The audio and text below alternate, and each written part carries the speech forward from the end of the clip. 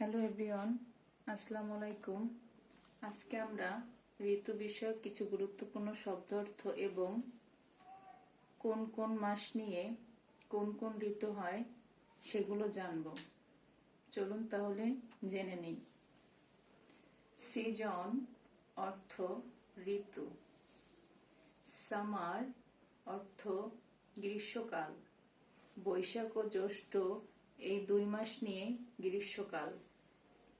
Rainy season অর্থ বর্ষাকাল, আষাঢ় ও শ্রাবণ এই 2 মাস নিয়ে বর্ষাকাল। ওয়াটাম অর্থ শরৎকাল, ভাদ্র ও আশ্বিন এই 2 মাস নিয়েই শরৎকাল। লেট অটাম অর্থ হেমন্তকাল, কার্তিক ও অগ্রহায়ণ এই 2 মাস নিয়েই হেমন্তকাল। উইন্টার অর্থ শীতকাল, পৌষ ও মাঘ এই 2 মাস নিয়েই শীতকাল। স্প্রিং অর্থ বসন্তকাল, ফাল্গুন ও চৈত্র এই 2 মাস নিয়েই বসন্তকাল। আজকে এ পর্যন্তই। ধন্যবাদ সবাইকে। দেখা হবে পরবর্তী ভিডিওতে।